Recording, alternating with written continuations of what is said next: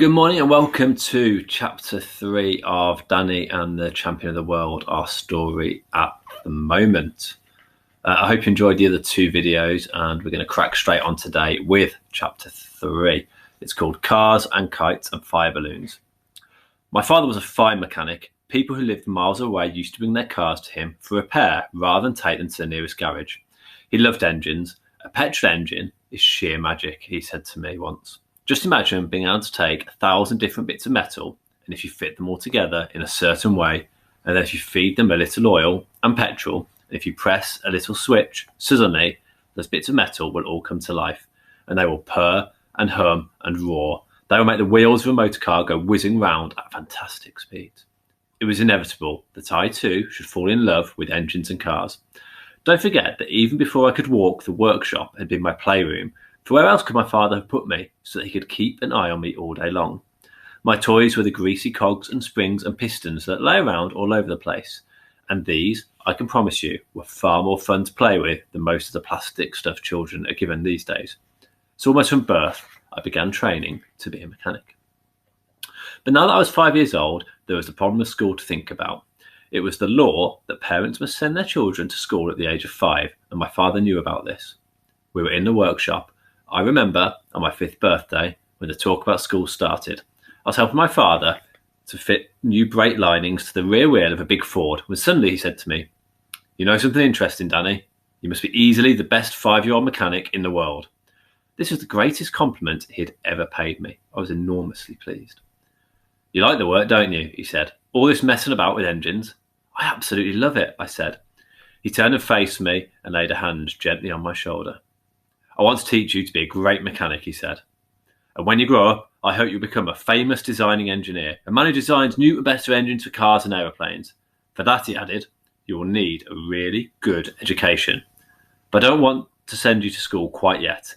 In another 2 years, you'll have learned enough here with me to be able to take a small engine completely to pieces and put it together again, all by yourself. After that, you can go to school." You probably think my father was crazy, trying to teach a young child to be an expert mechanic, but as a matter of fact, he wasn't crazy at all. I learned fast and I adored every moment of it, and luckily for us, nobody came knocking on the door to ask why I wasn't attending school. So two more years went by, and at the age of 7, believe it or not, I really could take a small engine to pieces and put it together again. I mean properly to pieces, pistons and crankshaft and all. The time had come to start school. My school was in the nearest village 2 miles away. We didn't have a car of our own, we couldn't afford one. But the walk took only half an hour and I didn't mind that in the least. My father came with me. He insisted on coming, and when school ended at 4 in the afternoon, he was always there waiting to walk me home. So life went on. The world I lived in consisted only of the filling station, the workshop, the caravan, the school, and of course the woods and fields and streams in the countryside around. But I was never bored. It was impossible to be bored in my father's company. He was too sparky a man for that. Plots and plans and new ideas came flying off him like sparks from a grindstone. "There's a good wind today," he said one Saturday morning. "Just right for flying a kite. Let's make a kite, Danny." So we made a kite. He showed me how to splice 4 thin sticks together in the shape of a star with 2 more sticks across the middle to brace it.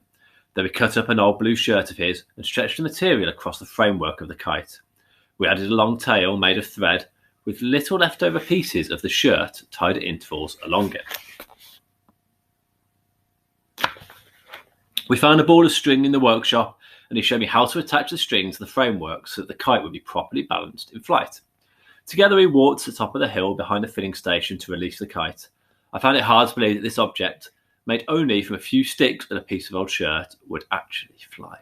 I held the string while my father held the kite, and the moment he let go, it caught the wind and soared upward like a huge blue bird. "Let out some more, Danny," he cried. "Go on, as much as you like." Higher and higher soared the kite. Soon, it was just a small blue dot dancing in the sky, miles above my head. And it was thrilling to stand there holding on to something that was so far away and so much very alive. This faraway thing was tugging and struggling on the end of the line like a big fish. "Let's walk back to the caravan," my father said. So we walked down the hill again, with me holding the string and the kite still pulling fiercely on the other end. When we came to the caravan, we were careful not to get the string tangled in the apple tree, and we brought it all the way round to the front steps. "Tie it to the steps," my father said. "Will it stay up?" I asked. "It will if the wind doesn't drop," he said. The wind didn't drop, and I'll tell you something amazing. The kite stayed up there all through the night, and at breakfast time next morning, the small blue dot was still dancing and swooping in the sky. After breakfast, I hauled it down and hung it carefully against a wall in the workshop for another day. Not long after that, on a lovely still evening when there was no breath of wind anywhere, my father said to me, "This is just the right weather for a fire balloon. Let's make a fire balloon." He must already have planned this one beforehand because he had already bought the 4 big sheets of tissue paper and the pot of glue from Mr. Whitton's bookshop in the village. And now, using only the paper, the glue, a pair of scissors and a thin piece of wire, he made me a huge, magnificent fire balloon in less than 15 minutes. In the opening at the bottom, he tied a ball of cotton wool, and we were ready to go. It was getting dark when we carried it outside into the field behind the caravan. We had with us a bottle of methylated spirit and some matches.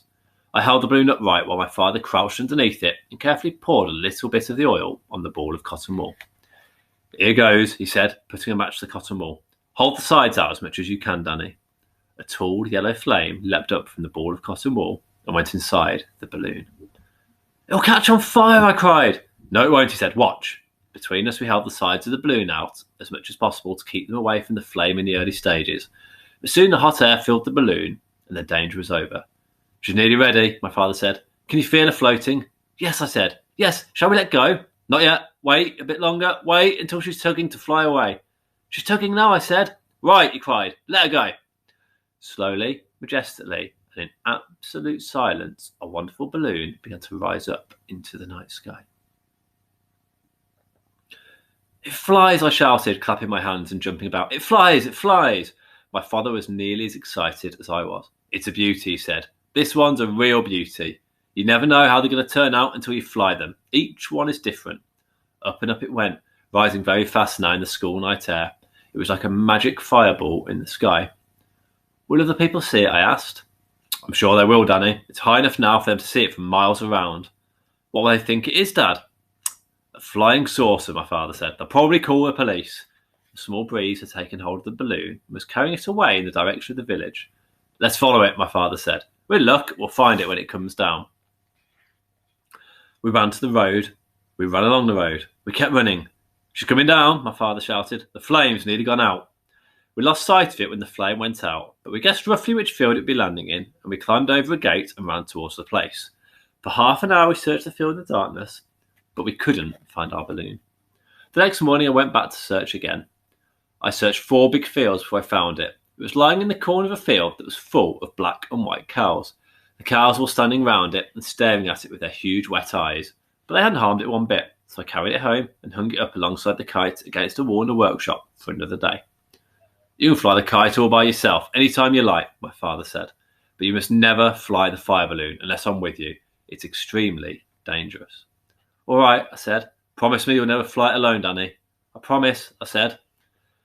Then there was the tree house which we built high up in the top of a big oak at the bottom of our field, and the bow and arrow, the bow a 4-foot-long ash sapling, and the arrows flighted with the tail feathers of partridge and pheasant, and stilts that made me 10 feet tall, and a boomerang that came back and fell at my feet nearly every time I threw it. And for my last birthday, there was something that was more fun, perhaps, than all the rest. For 2 days before my birthday, I'd been forbidden to enter the workshop because my father was in there working on a secret. And on the birthday morning, out came an amazing machine from 4 bicycle wheels and several large soap boxes. But this was no ordinary whizzer. It had a brake pedal, a steering wheel, a comfortable seat, and a strong front bumper to take the shock for a crash. I called it Sopo. Just for every day, I would take it to the top of the hill in the field behind the filling station and come shooting down again at incredible speeds, riding it like a bronco over the bumps. So you can see that being 8 years old and living with my father was a lot of fun. But I was impatient to be 9. I reckoned that being 9 would be even more fun than being 8. As it turned out, I was not altogether right about this.